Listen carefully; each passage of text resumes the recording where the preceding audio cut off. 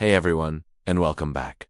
Tonight, we're going to travel through one of history's most incredible collapses, the fall of the Ottoman Empire. For 600 years, this empire spread across 3 continents, controlling millions of people from the gates of Vienna to the deserts of Yemen. It was an empire that called itself eternal, that believed it was chosen by God to rule until the end of time. But empires, like all things built by human ambition, carry within them the seeds of their own end. Tonight, we'll discover how the Ottoman Empire, once the fear of Europe, the crown jewel of Islam, the bridge between East and West, steadily fell into dust. So settle in, dim the lights, and let me tell you the story of how a 600-year rule came to its end.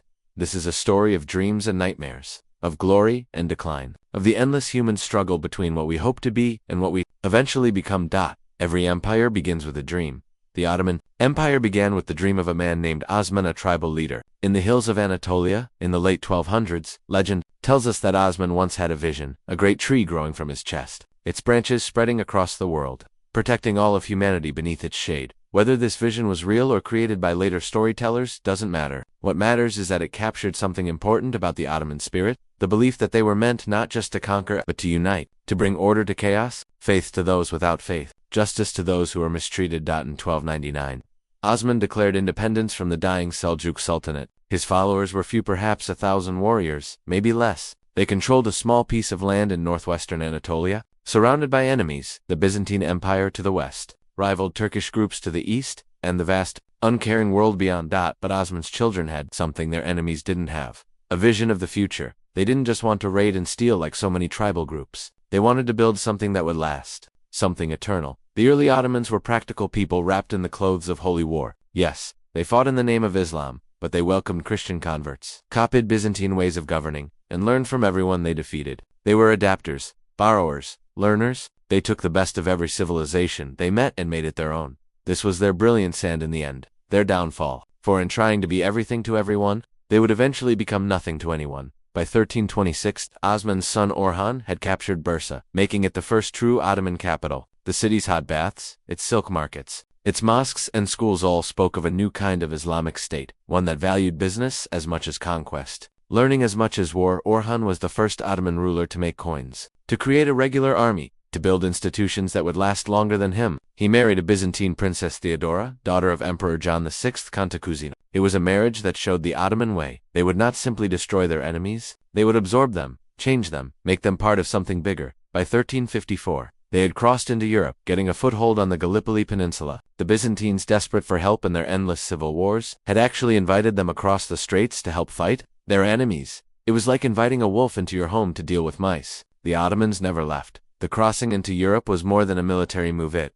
was a mental change. The Ottomans were no longer just another Anatolian group fighting for pieces of the Seljuk remains. They were now a European power, with European goals and European enemies.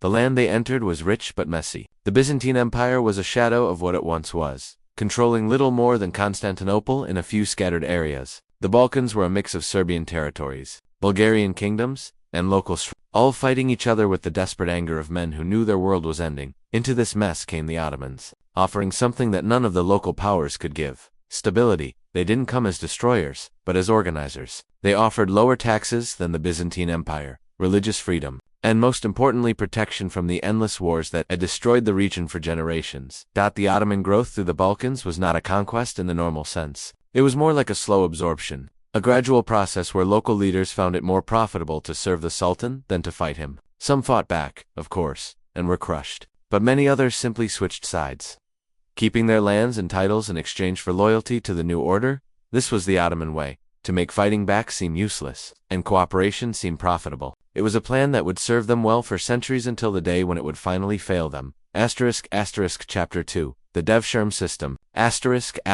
What followed was a century of almost magical expansion. The Ottomans moved through the Balkans like a slow-burning fire, eating up everything in their path. But this wasn't mindless destruction. It was planned, calculated, almost surgical in how precise it was. They understood something that many conquerors never learned: that lasting power comes not from fear alone, but from offering something better than what came before. To the Christian farmers of the Balkans, suffering under the weight of feudal control, the Ottomans offered lower taxes, religious freedom, and the chance to move up in society. To ambitious young men, they offered the Devshirme system, a chance to be taken from their families, converted to Islam, and trained to become the empire's top administrators and soldiers. It sounds terrible to modern ears, and in many ways it was.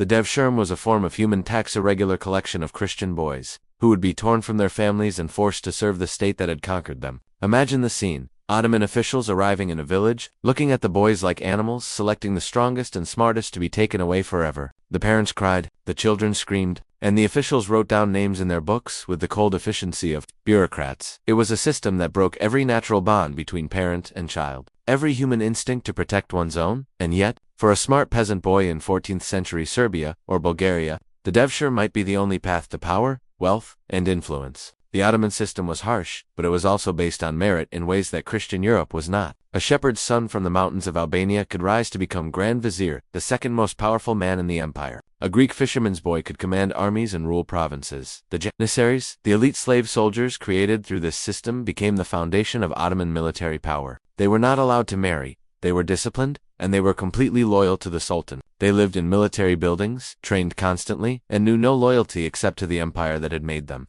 They were, in many ways, the perfect soldiers, but they were also something more. They were the living example of the Ottoman contradiction. Slaves who commanded free men, Christians who fought for Islam, foreigners who became more Ottoman than the Turks themselves. They showed everything that was brilliant and terrible about the Ottoman system. The janissaries wore special white felt caps, carried curved swords, and marched to the sound of military bands that made their enemies afraid. They were not allowed to marry tune property, to have any loyalty except to the Sultan. In return, they were given the best weapons, the best training, and the promise that they would share in the rewards of conquest. For 2 centuries, they were unbeatable. They broke the power of the Serbian nobles at Kosovo in 1389. They destroyed the last crusade at Nicopolis in 1396. They turned the Byzantine Empire into a tiny weak state, isolated and helpless. But even in their moment of victory, the seeds of future decay were being planted. The janissaries were becoming a privileged group, more interested in protecting their own position than in serving the empire. The devshirme system was creating a ruling class that was increasingly separated from the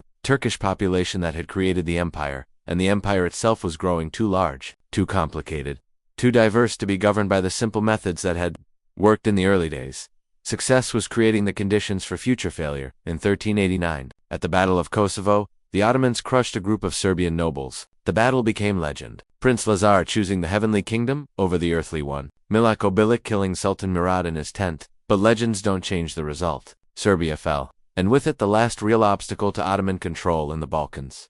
The Battle of Kosovo was more than a military victory. It was a mental turning point. For the Serbs it became the defining moment of their national consciousness, the moment when they chose death over surrender. For the Ottomans, it was proof that God was on their side, that their empire was meant to rule the world. But the battle also showed something worrying about the Ottoman system. Sultan Murad was indeed killed during the battle, stabbed by a Serbian knight who had pretended to surrender. The fact that an enemy could get close enough to kill the Sultan suggested that the Ottoman court was becoming dangerously comfortable, too trusting of its own power. Murad's son Bayezid, who came after him, was nicknamed the Thunderbolt for the speed of his conquests. He completed the conquest of the Balkans, surrounded Constantinople, and seemed ready to create a vast empire stretching from the Danube to the Euphrates. But Bayezid's ambitions brought him into conflict with another great conqueror, Tamerlane, the Mongol warlord who had carved out an empire stretching from India to the Mediterranean. In 1402, at the Battle of Ankara, Timur crushed Bayezid's army and captured the Sultan himself. The defeat was terrible. Bayezid died in captivity, possibly by his own hand. The Ottoman Empire broke apart as his sons fought each other for the throne. For a moment, it seemed like the Ottoman dream might die with its founder's great-grandson, but the empire survived, as it would survive many other crises over the centuries. Bayezid's son Mehmed came out victorious from the civil war and began the process of rebuilding. The Ottomans had learned a valuable lesson. They were not unbeatable, and their enemies were not helpless, but they had also learned that they were tough, able to adapt, capable of recovering from even the most terrible defeats. Constantinople still stood, that ancient city of Constantine, the last flickering light of the Roman Empire, but it was surrounded now, cut off from the world, slowly dying in the Ottoman grip. Its fall was no longer a question of if, but when. For over 1,000 years, Constantinople had been the greatest city in the Christian world. Its walls had turned back Arabs, Bulgars, Russians, and countless other would-be conquerors. It was the city of Hagia Sophia, of the great palace, of libraries that held the wisdom of ages. It was, quite literally, the last piece of the Roman Empire. But by the 15th century, Constantinople was a shadow of its former self. The city that had once held 500,000 people now held perhaps 50,000. Entire neighborhoods lay in ruins, their houses collapsed, their streets grown over with weeds. The imperial treasury was empty. The army was a joke, and the emperor ruled over little more than the city itself and a few scattered islands. The great walls of Theodosius, which had protected the city for 1,000 years, were falling apart from neglect. The Golden Horn was filled with dirt, its harbors empty of the trading ships that had once brought wealth from across the known world. The Hagia Sophia itself, that marvel of Byzantine building, was falling apart, its mosaics fading, its dome cracked. And yet, Constantinople remained a symbol. As long as it stood, the Roman Empire in some form, however weak, still existed. As long as a Christian emperor sat on the throne of Constantine, the Muslim conquest of Europe remained incomplete. In 1453, Sultan Mehmed II, barely 21 years old, but already filled with dreams of glory, decided to finish what his ancestors had started. He would take the city that had resisted Islam for 8 centuries. He would become Mehmed the Conqueror. Mehmed was not like those who came before him, where they had been content to squeeze Constantinople slowly, to let it die gradually. He was impatient for glory. He had been educated by the best scholars of his age, had read the histories of Alexander and Caesar, and dreamed of going beyond them both. He was also a student of technology, interested in the new science of artillery. He ordered the largest cannons ever built, massive bronze monsters that could throw stone balls weighing over half a ton. The sound of their firing could be heard for miles, a thunder that announced the arrival of a new age.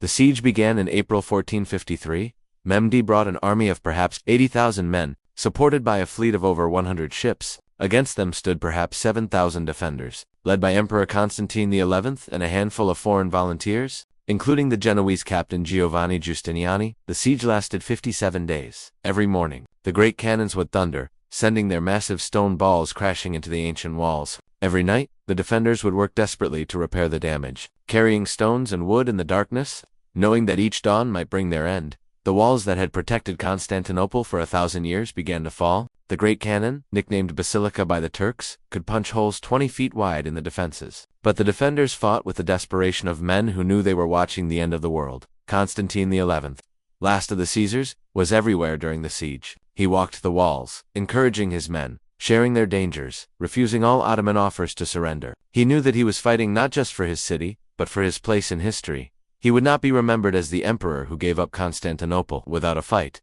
The siege was not just a military operation. It was a clash of civilizations, a final fight between the Christian and Islamic worlds. Both sides understood what was at stake. If Constantinople fell, it would be more than the end of the Byzantine Empire. It would be the end of an era. Mehmed tried every trick he could think of. He built a floating bridge across the Golden Horn to attack the city from an unexpected direction. He tunneled under the walls only to have his tunnels found and destroyed by the defenders. He offered terms. The city could surrender and be spared, or it could fight and face the consequences. Constantine refused all offers. "It is not in my power," he said, "to surrender the city to you. It is in the power of God and of my people to defend it." He would die as an emperor, not live as a servant. The final attack began before dawn on May 29, 1453. The Janissaries poured through the breaks in the wall like a dark flood, their white caps shining in the morning light, their curved swords flashing. The defenders fought desperately, but they were overcome by sheer numbers. Giovanni Giustiniani, the Genoese captain who had become the soul of the defense, was wounded and carried from the walls. His leaving broke the spirit of the defenders. The Janissaries pushed forward, climbing over the bodies of the dead, pouring into the city like water through a broken dam. Emperor Constantine, last of the Caesars, took off his royal symbols and died fighting in the streets like a common soldier. His body was never found, lost among the thousands of dead bodies that filled the city. Some say he was recognized by his purple boots and given a proper burial. Others claim he was thrown into a common grave, his identity lost forever. When Mehmed entered Hagia Sophia that afternoon, he found it empty except for a few terrified priests. The great church that had been the heart of Eastern Christianity for 900 years fell silent. The mosaics of Christ and the Virgin Mary looked down on a new master, a young sultan who had just achieved what no Muslim ruler before him had managed. Within hours, the church would be converted to a mosque. The Christian symbols would be covered with plaster, the altar would be replaced with a mihrab pointing toward Mecca, and the call to prayer would echo where once the divine liturgy had been sung. The Roman Empire, which had lasted for over 2,000 years in one form or another, was finally dead. In its place stood something new, the Ottoman Empire, master of 3 continents, heir to Rome and Byzantium both. But even in his moment of victory, Mehmed must have felt the weight of what he had destroyed. Constantinople had been more than just a city. It had been a keeper of human knowledge, a bridge between the ancient and medieval worlds, a symbol of continuity stretching back to the time of Christ. Now it was gone, and something that could never be replaced had been lost forever. The Ottomans had gained an empire, but the world had lost a piece of its soul. What followed was the Ottoman Golden Age, a century and a half of expansion that seemed to have no limits. Under Selim I, they conquered the Mamluk Sultanate, adding Egypt and the Levant to their territories. Under Suleiman the Magnificent, they pushed deep into Europe, surrounding Vienna itself. In 1509, at its height, the Ottoman Empire stretched from the gates of Vienna to the Indian Ocean. From the Crimean Peninsula to the waterfalls of the Nile, it controlled the holy cities of Mecca and Medina, making the Sultan the protector of Islam's most sacred places. It commanded the trade routes between Europe and Asia, growing rich on the taxes collected on silk and spices. But even at the moment of its greatest victory, the empire was changing in ways that would prove deadly. The conquest of the Arab lands brought huge wealth, but it also brought new challenges. How do you govern an empire that covers 3 continents and includes dozens of different peoples, languages, and traditions? The Ottomans' answer was the millet system, a form of religious independence that allowed Christians and Jews to govern themselves in matters of personal law. It was tolerant by the standards of the age, but it also meant that the empire never truly brought together its diverse populations. They remained separate communities, connected to the state by taxes and military service, but never truly Ottoman in their hearts.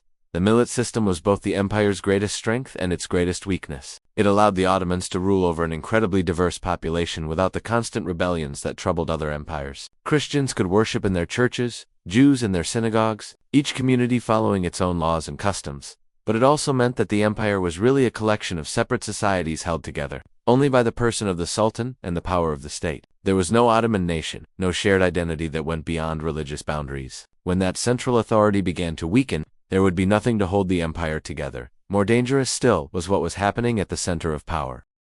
The early Ottoman sultans had been warriorsmen who led their armies from the front and knew the empire closely. Osman had been a tribal chieftain. Orhan had been a city builder. Mehmed the Conqueror had been a young man obsessed with glory and achievement. But as the empire grew larger and more complicated, the sultans pulled back into the palace, surrounded by eunuchs, concubines, and courtiers. The Topkapi Palace in Istanbul became a world unto itself, a maze of courtyards and rooms where the sultan lived in splendid isolation from his subjects. The harem, once a private household, became a political institution. The sultan's mother, the valid sultan, often held more real power than the grand vizier. The sultan's wives and concubines plotted and schemed, each trying to make sure that her son would inherit the throne. Princes were no longer sent to govern provinces, where they might learn statecraft and military command. Instead, they were kept in the palace in luxurious apartments that were really golden cages. They were educated by eunuchs and tutors, but they had no real experience of the world they would one day rule. This was the beginning of what historians call the Sultanate of Women, a period when the empire was effectively ruled by the mothers, wives, and sisters of weak sultans. It wasn't necessarily worse than rule by men. Some of these women were remarkably capable. Kaksım Sultan, who dominated Ottoman politics for much of the 17th century, was a shrewd politician and an effective administrator, but it represented a fundamental shift away from the warrior spirit that had built the empire. The sultans were becoming figureheads, isolated from their subjects, dependent on others for information about their own territories.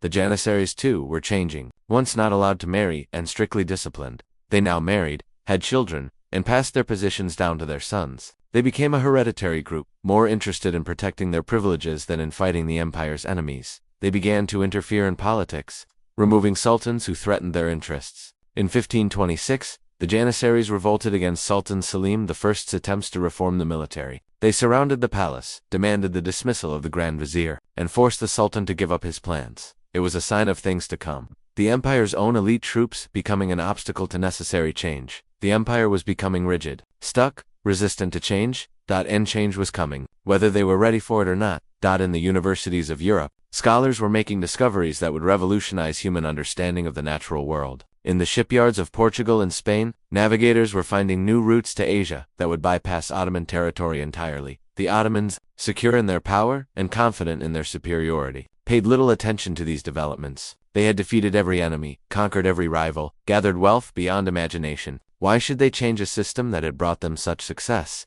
But the world was changing around them, and empires that fail to adapt are doomed to decline. The Ottoman Golden Age was ending, though few at the time realized it. The empire had reached its peak, and from here, there was only one direction to go. The first sign that the Ottoman tide was turning came in 1683, at the Second Siege of Vienna. For 2 months, a massive Ottoman army, perhaps 200,000 strong, surrounded the city. It seemed like 1453 all over again. Like the unstoppable Ottoman war machine would finally break into the heart of Europe. The Grand Vizier Kara Mustafa Pasha had convinced Sultan Mehmed IV that Vienna was ready for the taking. The Holy Roman Empire was distracted by wars with France. The Austrians were weak, and the city's defenses were outdated. It would be, he promised, an easy victory that would open the road to Rome itself. But this time was different. The Austrians held firm. helped by Polish cavalry under King John III Sobieski. The siege dragged on through the summer, with the Ottomans slowly digging their way toward the city walls. While the defenders grew more desperate with each passing day, inside Vienna, the situation was becoming critical. Food was running short, disease was spreading, and the city's walls were beginning to fall under the constant bombing. The Austrian commander, Count Ernst Rudiger von Starhemberg, sent increasingly frantic messages to the Holy Roman Emperor, begging for help. But help was coming. A coalition army of Austrians, Poles, and Germans was gathering under the command of King John Sobieski of Poland. On September 12, 1683, they launched the largest cavalry charge in history. 18,000 horsemen, thundering down from the hills around Vienna like an avalanche of steel and horseflesh. The Ottoman lines, weakened by months of siege warfare and overconfident in their superiority, shattered like glass. The Janissary, who had seemed unbeatable for 2 centuries, broke and ran. The Grand Vizier fled the field, leaving behind his tent, his treasure, and his reputation. The siege collapsed in a matter of hours. The Ottoman army fled in panic, abandoning their cannons, their supplies, and their dreams of European conquest. King Sobieski entered Vienna in victory, and legend says he sent a message to the Pope. Paraphrasing Caesar Vani Vidi Dios Vicici, I saw, God conquered. It was more than a military defeat. It was a psychological turning point. For 2 centuries, the Ottomans had seemed unbeatable, the scourge of Christendom, the sword of Islam. Now, suddenly, they looked mortal. The defeat at Vienna shattered the myth of Ottoman invincibility. Across Europe, church bells rang in celebration. The Pope declared a day of thanksgiving. The Ottoman Empire, which had struck fear into the hearts of Christians for generations, had been revealed as able to be beaten. What followed was a cascade of defeats. The Holy League, Poland, Venice, and Russia carved away Ottoman territories in the Balkans. Prince Eugene of Savoy, the brilliant Austrian general, won victory after victory against Ottoman forces that seemed to have lost their fighting spirit. The Ottomans, who had once been the masters of siege warfare, now found themselves on the defensive. Their fortresses fell one by one: Belgrade, Buda, Novi Sad. The empire that had once expanded relentlessly was now shrinking, losing territory for the first time in its history. The Treaty of Karlowitz in 1699 forced the Ottomans to give up Hungary, Transylvania, and most of their Balkan conquests. For the first time in their history, the Ottomans had to give up significant territory in a peace treaty. Empire that had never known defeat was learning the bitter taste of shame. But the real crisis wasn't military, it was economic and technological. While the Ottomans had been focused on conquest and administration, Western Europe had been going through a revolution, the scientific revolution, the age of exploration, the beginnings of the Industrial Revolution. All of these passed the Ottoman Empire by. The discovery of sea routes to Asia, around the Cape of Good Hope, destroyed Ottoman trade revenues. Why pay Ottoman taxes on silk and spices when you could sail directly to India and China? The empire's economy, built on controlling the trade routes between Europe and Asia, began to fall apart. Portuguese and Dutch ships were now carrying the goods that had once made Ottoman merchants rich. The great trading cities of the empire, Damascus, Cairo, began to decline as commerce shifted to the Atlantic routes. The empire's tax revenues fell, making it harder to maintain the armies and bureaucracy that held the state together. Meanwhile, European military technology was advancing rapidly. The Ottomans had once been innovators. They were among the first to use cannons effectively in siege warfare. But by the 18th century, they were falling behind. Their armies still relied on tactics and weapons that had been cutting-edge 2 centuries earlier. European armies were becoming more professional, better trained, and better equipped. They had standardized weapons, uniform drill, and officers trained in military academies. The Ottoman army, by contrast, was still largely feudal, dependent on irregular troops and outdated equipment. The empire's financial system, too, was becoming obsolete. While European states were developing sophisticated banking systems and national debts, the Ottomans still relied on tax farming, selling the right to collect taxes to the highest bidder. It was a system that encouraged corruption and short-term thinking. Tax farmers had no incentive to develop the regions they controlled or to invest in long-term improvements. They simply squeezed as much money as possible out of the peasants during their term of office, then moved on. The result was economic stagnation and growing anger among the empire's subjects. Most dangerous of all, the empire was losing its ideological coherence. The early Ottomans had been driven by a sense of mission to spread Islam, to bring justice to the world, to fulfill God's plan for humanity. But by the 18th century, that sense of mission was fading. The empire was becoming just another state, concerned with survival rather than transformation. The sultans were no longer warrior kings, leading holy wars, but palace-bound autocrats, more interested in their own comfort than in the welfare of their subjects. The Ottoman Empire was entering what historians call its long decline, a period of military defeats, economic stagnation, and political decay that would last for more than 2 centuries. The empire would survive, but it would never again be the dominant power it had once been. By the 19th century, the Ottoman Empire had acquired a new nickname in European diplomatic circles, the sick man of Europe.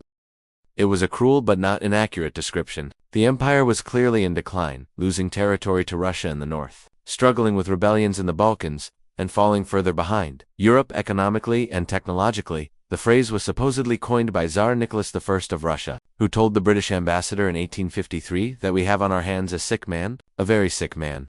The Tsar was proposing that Britain and Russia divide up the Ottoman Empire between them, like doctors deciding how to dispose of a terminal patient's estate. But the Ottomans were not passive victims of their decline. Throughout the 19th century, a series of reform-minded sultans and administrators attempted to modernize the empire, to adapt it to the realities of the modern world. These efforts, known collectively as the Tanzimat or reorganization, represented one of the most ambitious attempts at reform in history. The need for reform was obvious to anyone with eyes to see. The empire had suffered a series of humiliating defeats at the hands of Russia, losing the Crimea in 1783 and much of the northern Black Sea coast in subsequent wars. The Janissaries had become a reactionary force, opposing all attempts at military modernization and frequently deposing sultans who threatened their privileges. The empire's finances were in chaos. The traditional system of tax farming had broken down, leaving the central government chronically short of revenue. The military was obsolete, the bureaucracy was corrupt, and the empire's Christian subjects were increasingly restless.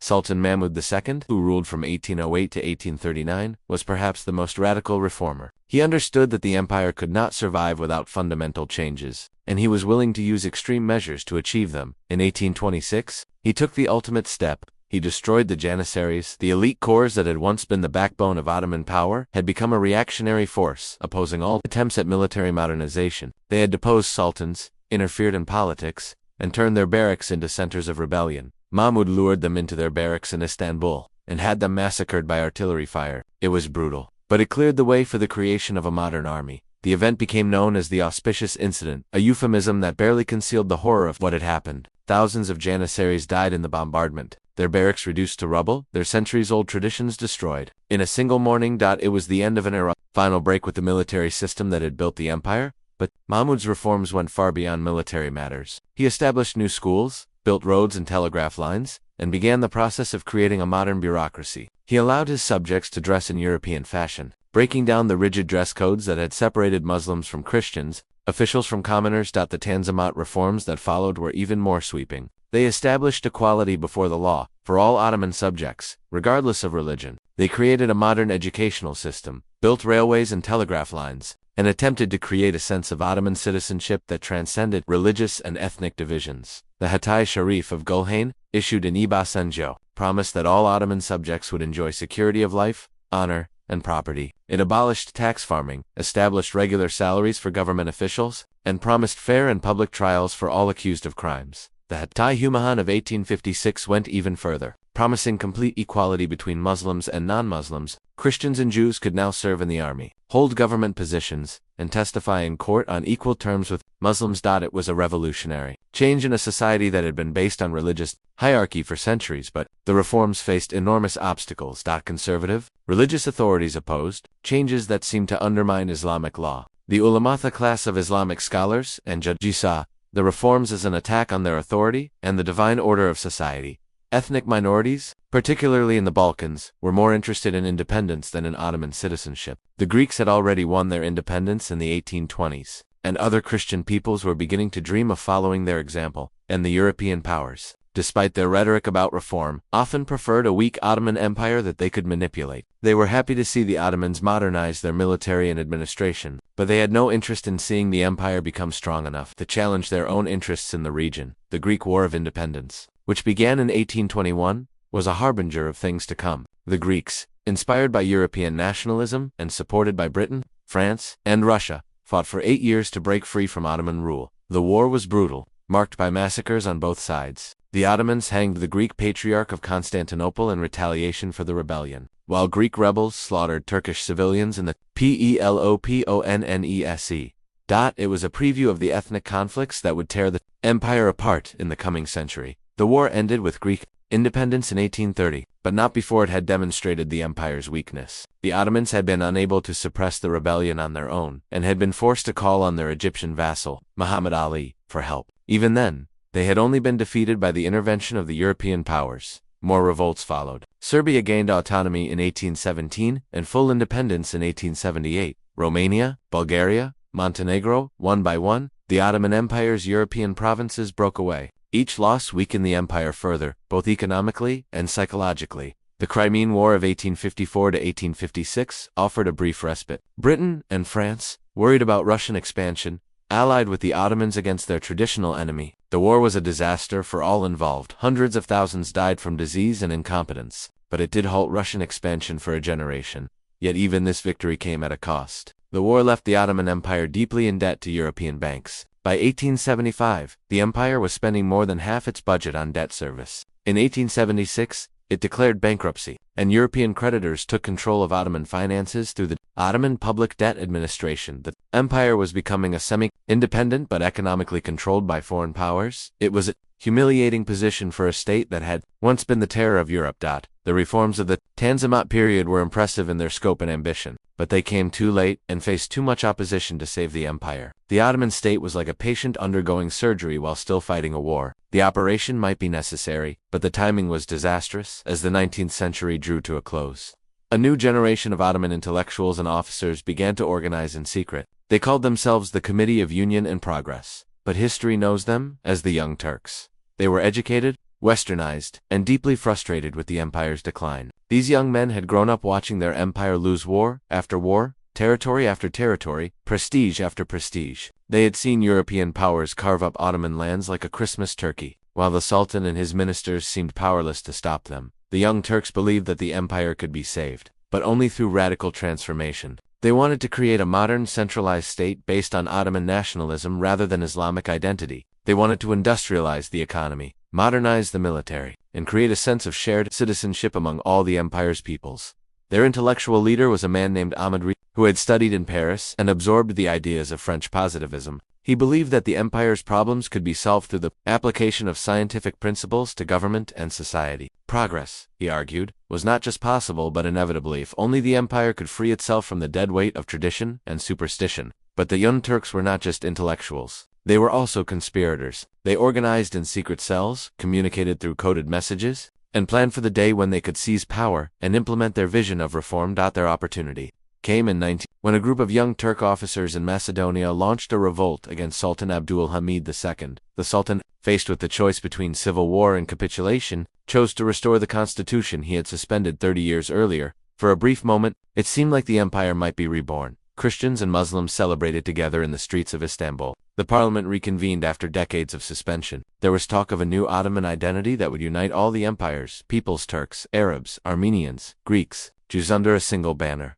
The Young Turk Revolution was greeted with euphoria throughout the empire. In Salonika, the birthplace of the movement, crowds gathered in the streets, chanting liberty, equality, fraternity. In Istanbul, political prisoners were released from jail to cheering crowds. Even in the remote provinces, there was a sense that a new era was beginning, but the euphoria was short-lived. The Young Turk Revolution unleashed forces that proved impossible to control. Bulgaria declared full independence, taking advantage of the chaos to break free from even nominal Ottoman supervision. Austria-Hungary annexed Bosnia and Herzegovina, territories it had been occupying since 1878. Crete announced its union with Greece. Despite Ottoman protests, the empire's enemies, sensing weakness, moved quickly to grab what they could. In a matter of months, the Ottomans lost more territory than they had in the previous century. The revolution that was supposed to save the empire seemed to be accelerating its collapse. Worse still, the Young Turks' vision of Ottoman nationalism proved to be a fantasy. The empire's Christian minorities had no interest in becoming Ottoman patriots. They had their own national movements, their own dreams of independence. The Greeks wanted to unite with Greece, the Bulgarians with Bulgaria, the Serbs with Serbia. And the empire's Muslim populations, Arabs, Kurds, Albanians, were developing their own nationalist movements. The Arabs, who made up perhaps 40% of the empire's population, were beginning to dream of an independent Arab state. The Kurds, scattered across the empire's eastern provinces, were developing their own sense of national identity. The Young Turks responded to these challenges with increasing authoritarianism. They centralized power in Istanbul, suppressed minority languages, and tried to impose Turkish culture on the empire's diverse populations. The very reforms meant to save the empire were tearing it apart. The policy of Turkification was particularly disastrous. The Young Turks believed that the empire could only survive if all its peoples became Turkish in language and culture. They closed minority schools, banned minority newspapers, and forced government employees to speak Turkish. But this policy only alienated the empire's non-Turkish populations further. The Arabs, who had been relatively loyal to the Ottoman state, began to organize their own nationalist movements. The Armenians, who had hoped that the Young Turk Revolution would bring them equality and security, found themselves increasingly persecuted. The Balkan Wars of 1912-1913 were the final blow to Ottoman Europe. A coalition of Balkan states, Serbia, Greece, and Montenegro attacked the empire and drove it almost entirely out of Europe. The First Balkan War began in October 1912, when Montenegro declared war on the Ottoman Empire. Within days, Bulgaria, Serbia, and Greece had joined the attack. The Ottoman forces, demoralized and poorly led, collapsed almost immediately. In just 2 months, the Balkan allies had conquered almost all of the empire's remaining European territories. Adrianople, the ancient capital of the Ottoman Empire, fell to the Bulgarians. Salonika, the birthplace of the Young Turk movement, was occupied by the Greeks. The empire that had once besieged Vienna was now reduced to a small foothold around Istanbul. The Second Balkan War, fought in 1913, saw the Balkan allies turn on each other over the division of the spoils. The Ottomans managed to recapture Adrianople, but it was a small consolation for the loss of most of their European empire. In just 2 years, the Ottomans lost 80% of their European territory and 70% of their European population. The psychological impact was devastating. For 6 centuries the Ottomans had been a European power. Now they were an Asian state with European pretensions. The empire that had once stretched from the gates of Vienna to the Indian Ocean was now reduced to Anatolia, the Arab provinces, and a tiny foothold in Europe. The Young Turks, who had promised to save the empire, had presided over its greatest territorial losses since the empire's founding. The Young Turks, desperate to restore the empire's fortunes, began to look for allies, and in 1914 they found one in Germany, another empire that felt encircled and threatened by its enemies. When the First World War began in July 1914, the Ottoman Empire faced a terrible choice. They could remain neutral and hope to survive the conflict intact, or they could choose a side and risk everything on the outcome. The empire was in no condition to fight a world war. The Balkan Wars had left it exhausted and demoralized. The army was poorly equipped and trained. The treasury was empty, and the government was divided between competing factions. But the Young Turk leadership, dominated by the triumvirate of Enver Pasha, Talat Pasha, and Cemal Pasha, chose to gamble.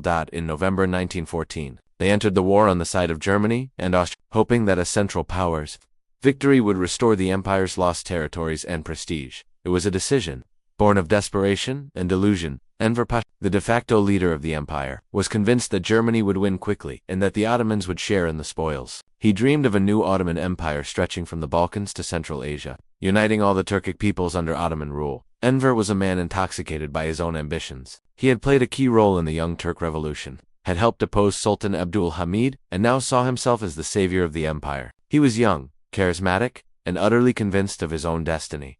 But Enver's dreams were built on sand. The Ottoman Empire was not the great power it had once been. Its army was a shadow of the force that had once terrorized Europe. Its economy was dependent on foreign loans. Its population was war-weary and increasingly disloyal. Reality was very different from fantasies. The war was a catastrophe for the Ottoman Empire from the very beginning. Attempt to invade Russian territory in the Caucasus ended in disaster at the Battle of Sek, where an entire Ottoman army was destroyed by the cold and the Russians. The campaign began in December 1914, with Enver personally leading an army of 90,000 men into the mountains of eastern Anatolia in the depths of winter. It was madness. The troops were poorly equipped for winter warfare. The supply lines were inadequate, and the Russians were well prepared for the attack. Of the 90,000 men who began the campaign, fewer than 10,000 returned. The rest died of cold, hunger, disease, or Russian bullets. Entire regiments simply vanished in the snow, their bodies not found until the spring thaw. It was one of the most complete military disasters in history. The defeat at Sarıkamış had consequences far beyond the immediate military losses.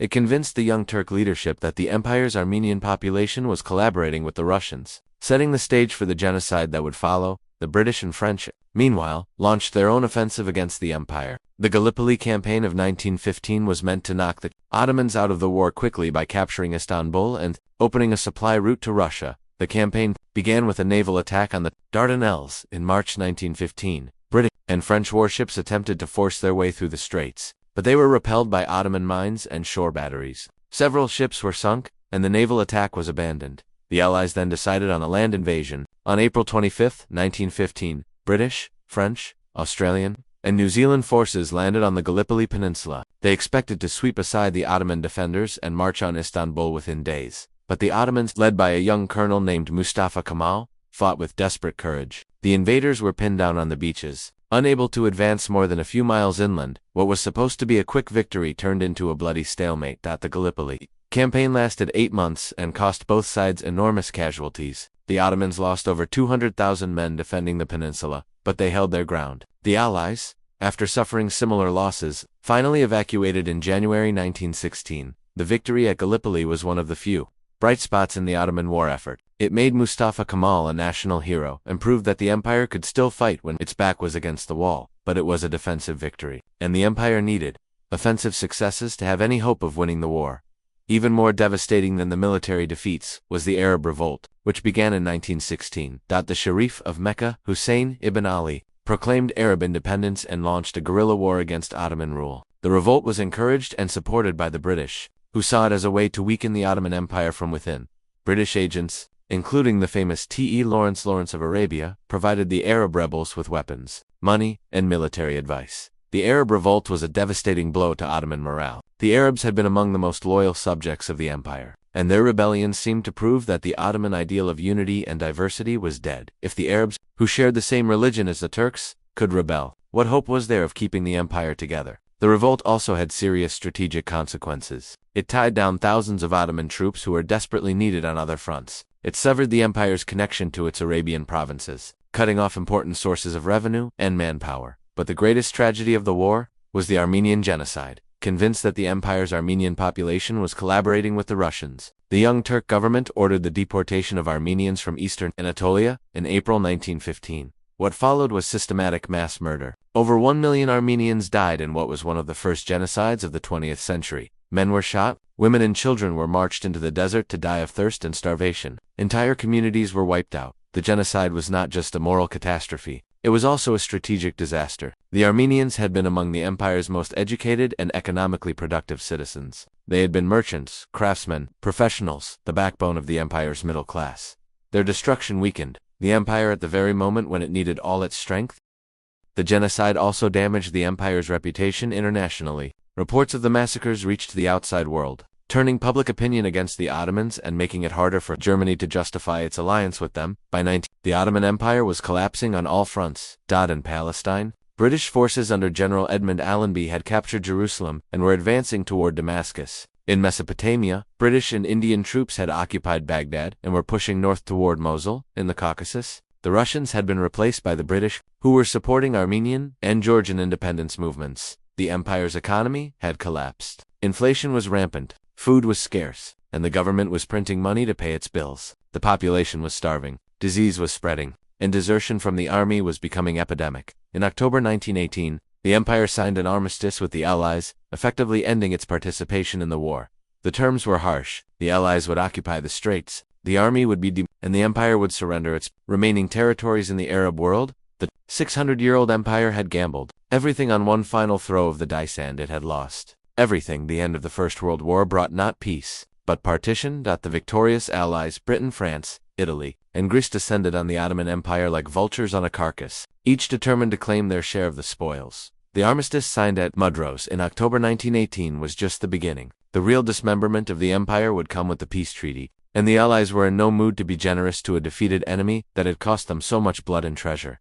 The Treaty of signed in August 1920 was meant to be the Ottoman Empire's death warrant. It reduced the empire to a small rump state in central Anatolia, surrounded by hostile neighbors and dependent on Allied goodwill for its very survival. Under the terms of the treaty, the Straits would be internationalized and placed under Allied control. Armenia would become an independent state in eastern Anatolia. Kurdistan would receive autonomy, with the possibility of full independence if the League of Nations approved. The Arab provinces would be divided between Britain and France as League of Nations mandates. Most humiliatingly of all, Greece was awarded large portions of western Anatolia, including the great city of Izmir, Smyrna. Greek armies had landed in May 1919 and begun to advance inland, dreaming of recreating the Byzantine Empire and fulfilling the great idea of uniting all Greeks under one flag. The Greek occupation was particularly galling to the Turks. The Greeks were not just foreign invaders, they were former subjects of the empire. Christians who had lived under Ottoman rule for centuries, their occupation of Turkish soil seemed to symbolize the complete reversal of fortune that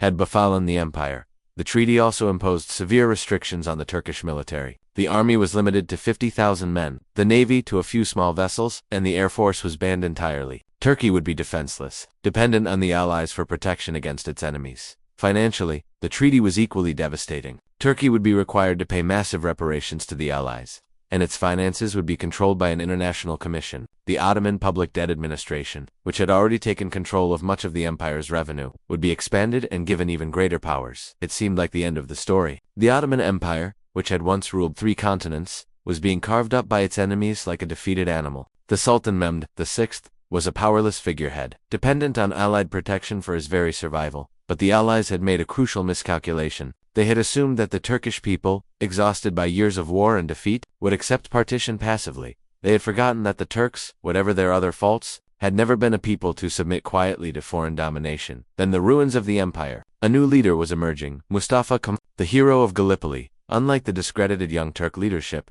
Kemal had a clear vision of the future. He would create a new Turkish state from the ashes of the Ottoman Empire estate that would be modern, secular, and nationalist. Kemal understood something that the Allies did not, that the age of empires was ending. The future belonged to nation-states, not to multi-ethnic empires. By embracing Turkish nationalism and abandoning the Ottoman dream of universal empire, he could mobilize energies that the old regime could never have tapped. In May 19, Kemal landed in the Black Sea port of Samsun with a small group of followers. Officially, he was there to oversee the demobilization of Ottoman forces in accordance with the armistice terms. In reality, he was beginning a revolution that would transform the Middle East. The Turkish War of Independence that followed was one of the most remarkable military and political achievements of the 20th century. Against overwhelming odds, Kemal and his followers created a new army, established a new government in Ankara, and began to fight back against the occupying powers.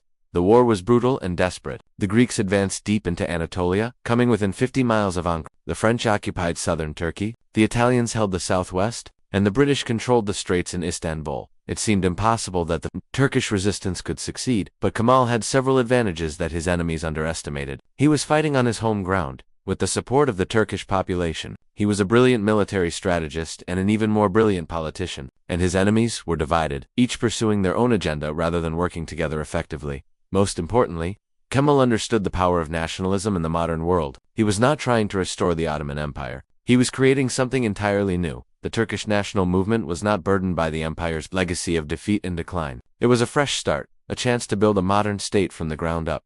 The war raged for 3 years. From 1919 to 1922 were moments when it seemed like the Turkish cause was hopeless, when the Greek armies were at the gates of Ankara and the government was preparing to flee to the interior. But Kemal never lost faith in ultimate victory. He understood that this was not just a war for territory. It was a war for the soul of the Turkish people. Either they would win their independence and create a modern nation, or they would disappear from history as a free people. The turning point came in August 1922. At the Battle of Dumlupina, Kemal's forces, now calling themselves the Turkish National Army, launched a massive offensive against the Greek forces in western Anatolia. In just 11 days, they shattered the Greek army and sent it fleeing toward the sea.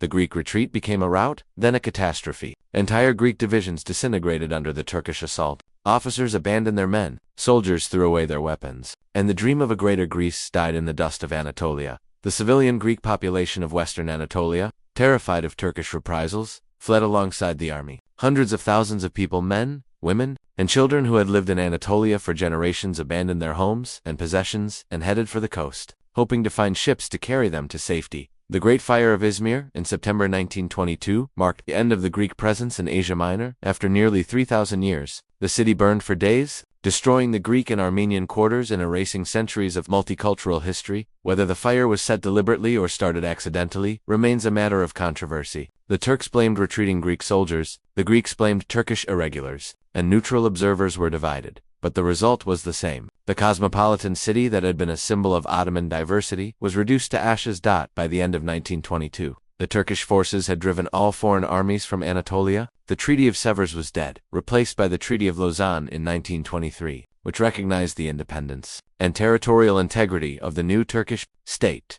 The Treaty of Lausanne was a remarkable diplomatic achievement for the Turks, had managed to overturn a dictated peace through military force and replace it with a negotiated settlement that recognized their basic demands. Under the new treaty, Turkey would be a sovereign state with secure borders, The straits would remain under Turkish control, though they would be demilitarized and open to international shipping. The capitulations, the system of extraterritorial rights that had given foreign powers special privileges in the Ottoman Empire, were abolished. Most importantly, the treaty included a massive population exchange between Turkey and Greece. Over 1 million Greeks would be expelled from Turkey, while nearly 400,000 Turks would be forced to leave Greece.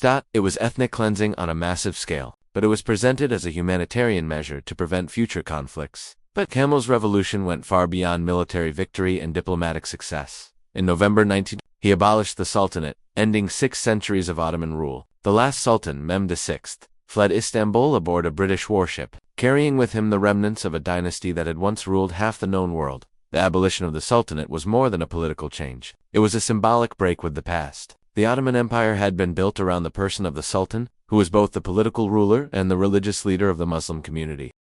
By abolishing the Sultanate, Kemal was declaring that the new Turkey would be based on different principles entirely. In October 1923, Kemal proclaimed the Republic of Turkey, with himself as its first president. The transformation was complete. The Ottoman Empire was dead, and in its place stood something entirely new, a modern, secular, nationalist state, who would later take the surname Ataturk, father of the Turks, set about remaking Turkish society from top to bottom. He abolished the caliphate in 1924, cutting the last link to the empire's Islamic identity. He replaced Islamic law with European legal codes. He gave women the vote and encouraged them to participate in public life. He replaced the Arabic script with the Latin alphabet, cutting the new generation off from their Ottoman past. He moved the capital from Istanbul to Ankara, from the cosmopolitan imperial city to a small town in the Anatolian heartland. He banned the fez and encouraged Western dress, even personally demonstrating how to wear a hat. Most symbolically of all, he changed the call to prayer from Arabic to Turkish, making Islam itself serve the cause of Turkish nationalism. It was a radical transformation that would have been unthinkable under the Ottoman system. The transformation was remarkable, but it came at a cost. The new Turkey was ethnically homogeneous in a way that the Ottoman Empire had never been. The Greek population was gone, expelled in the population exchange. The Armenians were gone, victims of genocide and deportation. The Kurds were denied recognition as a separate people and forced to assimilate into Turkish culture. The Ottoman dream of unity and diversity was replaced by the modern nightmare of ethnic nationalism. It was a pattern that would be repeated across the former Ottoman territories, from the Balkans to the Middle East. But for the Turks themselves, the transformation was liberating. They had escaped the burden of empire, the responsibility for governing diverse populations with conflicting interests. They could focus on building a modern nation, on creating prosperity and security for their own people. The Turkish Republic that emerged from the ashes of the Ottoman Empire was not perfect, but it was viable. It survived the challenges of the interwar period, remained neutral during most of World War II, and eventually became a member of NATO and a candidate for membership in the European Union. Mustafa Kemal Ataturk had achieved something that few leaders in history have managed.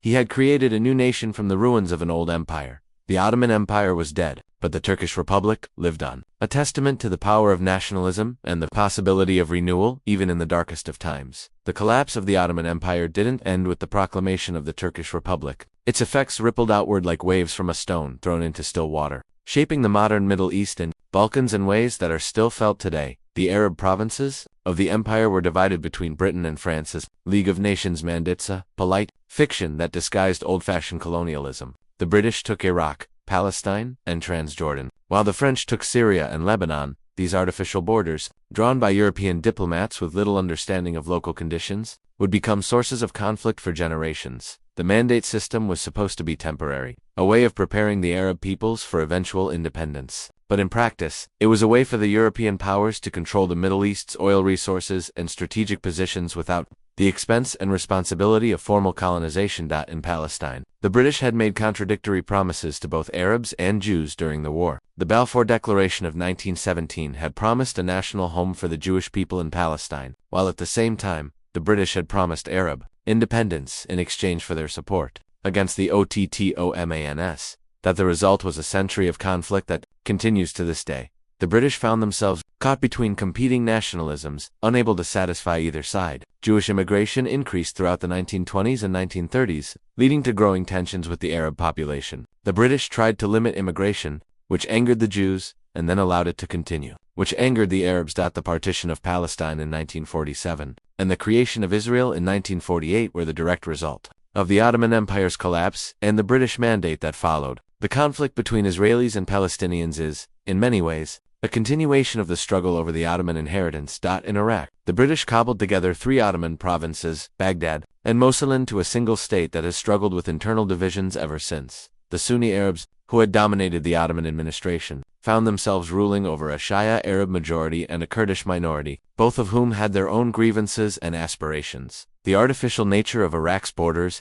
became apparent almost immediately. The Kurds rebelled in the 1920s, the Shia rose up repeatedly, and the country has never achieved the stability and unity that its creators envisioned. The American invasion of 2003 and the chaos that followed can be traced back to the fundamental contradictions built into Iraq at its creation. Syria and Lebanon, under French mandate, faced similar problems. The French divided Syria into several smaller states based on religious and ethnic lines, trying to apply the old Ottoman millet system to modern nationalism, but the artificial divisions only created more problems, and Syria has struggled with sectarian conflict ever since. Lebanon, carved out of Syria to create a Christian-majority state, has been torn apart by civil wars and foreign interventions. The delicate balance between Christians and Muslims that the French tried to create has repeatedly broken down, leading to decades of instability and violence.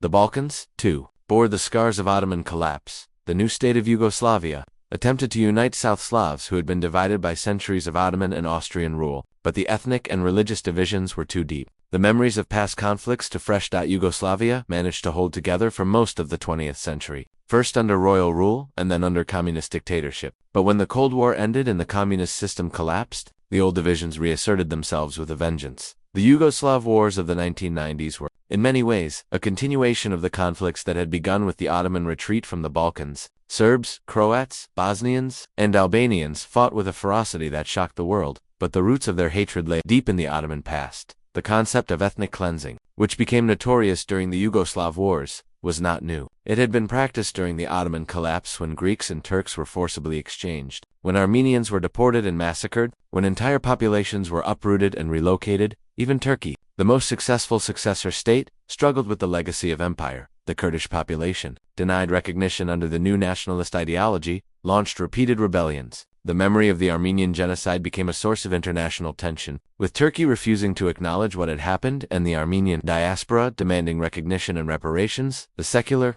westernizing project of Ataturk faced constant challenges from Islamic conservatives who saw it as an abandonment of Turkey's true identity. The tension between secularism and Islam, between westernization and tradition, between Turkish nationalism and Islamic universalism, has defined Turkish politics ever since. But perhaps the most profound legacy of Ottoman collapse was psychological. For 6 centuries, the Ottoman Empire had provided a framework for understanding the world, a vision of universal Islamic rule that transcended ethnic and national divisions. Its collapse left a void that has never been filled. The rise of political Islam in the 20th and 21st centuries can be seen, in part, as an attempt to recreate that lost unity. From the Muslim Brotherhood to ISIS, Islamist movements have dreamed of restoring the caliphate, of reuniting the Muslim world under a single banner. But these movements have failed to understand a crucial truth. The Ottoman Empire succeeded not because it was purely Islamic, but because it was pragmatic, tolerant, and adaptive. It incorporated the best of many civilizations: Byzantine, Persian, Arab, European, and created something new. The modern Middle East, divided into competing nations, has never achieved the stability and prosperity that the Ottoman Empire provided at its best.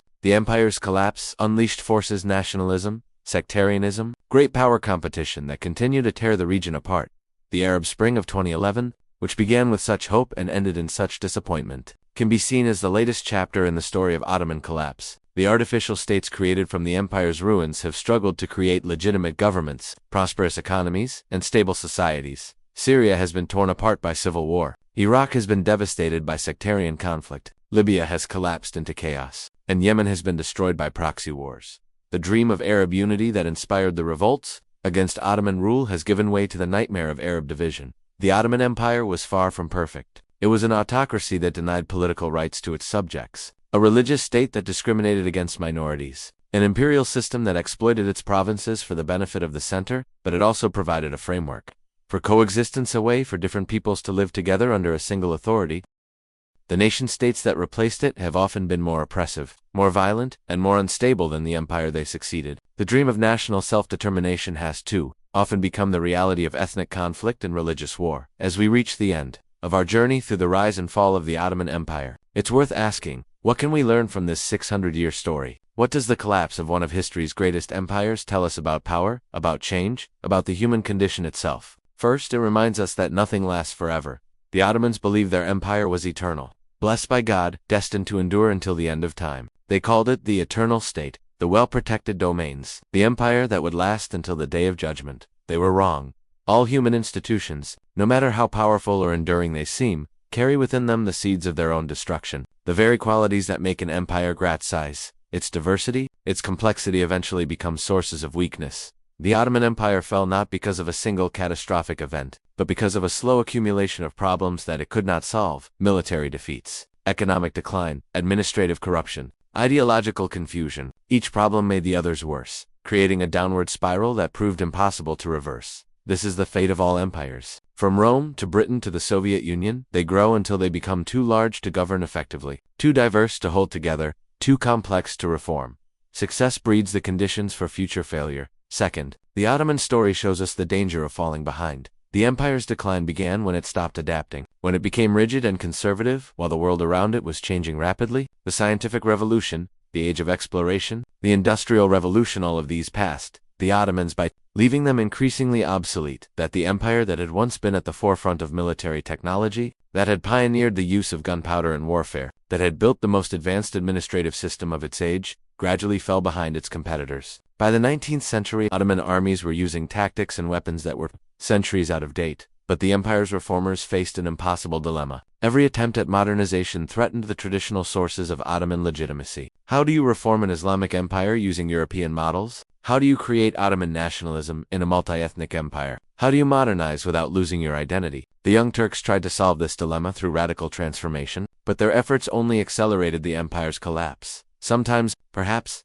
institutions become so rigid that they cannot bend without breaking. The choice becomes not between reform and stagnation, but between transformation and destruction. Third, the Ottoman collapse reminds us of the power of ideas. The empire fell not just to superior military force or economic pressure, but to new ways of thinking about politics and identity. Nationalism, in particular, proved to be a solvent that dissolved the bonds holding the multi-ethnic empire together. The Ottomans had created a system based on religious rather than ethnic identity. Muslims, Christians, and Jews were separate communities, but they were all Ottoman subjects. This system worked for centuries, creating a remarkably stable and tolerant society by the standards of its age. But it could not survive the rise of ethnic nationalism. The idea that each people should have its own state, that political boundaries should correspond to ethnic boundaries, was revolutionary in its implications. It meant that multi-ethnic empires like the Ottoman Empire were not just obsolete, they were illegitimate. The tragedy is that the Ottoman vision of unity and diversity was, in many ways, more humane than the nationalist alternative. The empire, at its best,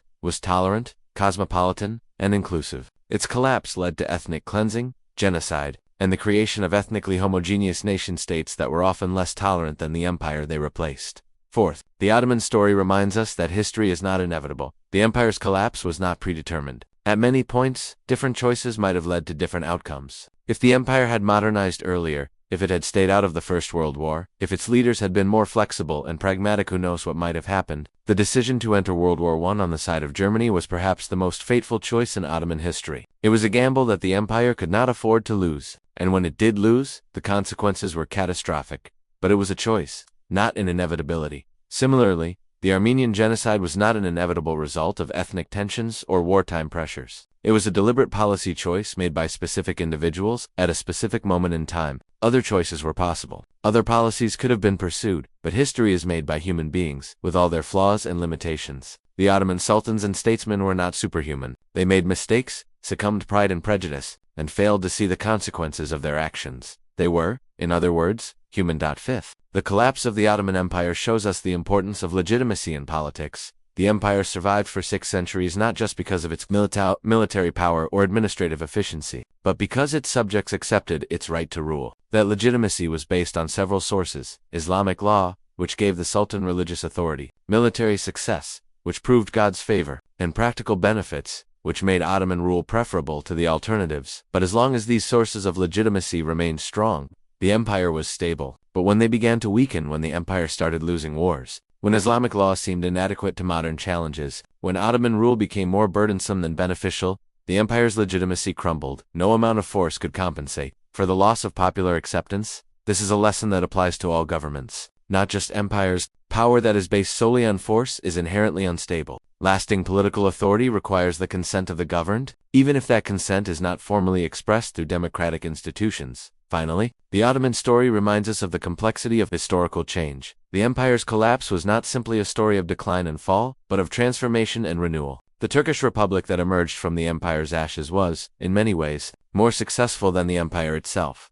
Turkey today is a modern, prosperous, democratic country, something that would have been unimaginable under the Ottoman system. The painful process of imperial collapse and national rebirth, however traumatic at the time, may have been necessary for the Turkish people to realize their full potential. Similarly, the Arab peoples who gained independence from Ottoman rule have struggled to create stable, prosperous societies, but they have also achieved things that would have been impossible under the empire. They have developed their own national cultures, their own political systems, their own relationships with the wider world. The collapse of the Ottoman Empire was a tragedy in many ways. It led to wars, genocides, and decades of instability. But it was also a liberation, freeing peoples to determine their own destinies and create their own futures. History is not a simple story of progress or decline, but a complex process of change that involves both loss and gain, both destruction and creation. The end of the Ottoman Empire was not just an ending, it was also a beginning. Today, if you walk through the streets of Istanbul, you can still see the ghosts of the Ottoman Empire. The great mosques of Süleymaniye and Ahmed still dominate the skyline, their minarets reaching toward heaven like prayers made stone. The Topkapi Palace still overlooks the Bosphorus, its courtyards and chambers echoing with the whispers of sultans and viziers long dead. The Grand Bazaar still echoes with the voices of merchants from a dozen different countries, haggling in a dozen different languages over goods from across the world. The Galata Bridge still spans the Golden Horn, connecting Europe and Asia as it has for centuries. But the empire itself has gone as vanished as the Byzantine Empire it replaced, as forgotten as the countless other empires that have risen and fallen throughout human history. Its palaces are museums now, its mosques are tourist attractions, its borders are lines on old maps. The last Ottoman Sultan died in exile in 1944, forgotten and impoverished. The last Ottoman prince died in 1994, working as a librarian in New York. The dynasty that had once ruled half the world ended not with a bang, but with a whimper. Yet something of the Ottoman spirit survives. In the cosmopolitan neighborhoods of Istanbul, where Europeans and Asians, Muslims and Christians still live side by side. In the Turkish language, which still carries words borrowed from Arabic, Persian, Greek, and a dozen other tongues. In the Turkish cuisine, which blends flavors from across the former empire, and perhaps most importantly, in the memory of what was possible. For 6 centuries, the Ottoman Empire showed that different peoples, different faiths, different cultures could live together under a single banner. It wasn't perfect, no human institution ever is, but at its best, it offered a vision of unity that transcended the narrow boundaries of tribe and nation. That vision failed, destroyed by the forces of nationalism, imperialism, and modernity, but the need for it remains. In our interconnected world, where the challenges we face, climate change, pandemics, economic inequality, terrorism transcend national borders, we need new forms of cooperation, new ways of thinking about identity and belonging. The Ottoman Empire cannot be restored, nor should it be. The world has moved on, and the conditions that made the empire possible no longer exist. But its memory reminds us that human beings are capable of creating institutions that are larger than themselves, that serve purposes greater than narrow self-interest. The empire fell, but the dream of unity, imperfect, fragile, but enduring, lives on. In the European Union, which seeks to unite diverse peoples under common institutions. In the United Nations, which tries to provide a forum for global cooperation. In the countless international organizations that work to solve problems that no single nation can address alone. These modern institutions face many of the same challenges that destroyed the Ottoman Empire. How do you balance unity and diversity? How do you maintain legitimacy across different cultures and traditions? How do you adapt to changing circumstances without losing your essential character? The Ottoman experience offers no easy answers to these questions, but it does offer insights. It shows us that diversity can be a source of strength as well as weakness, that tolerance and pragmatism are more effective than ideology and rigidity, that institutions must evolve or die. It also reminds us that all human achievements are temporary, that even the greatest empires eventually fall, that nothing we build will last forever, but that doesn't make the building any less worthwhile. The Ottoman Empire lasted for 6 centuries, longer than most nations have existed. It left behind a legacy of art, architecture, literature, and law that enriches the world to this day. And so we come to the end of our story, the story of how a 600-year reign came to its end. The Ottoman Empire is gone,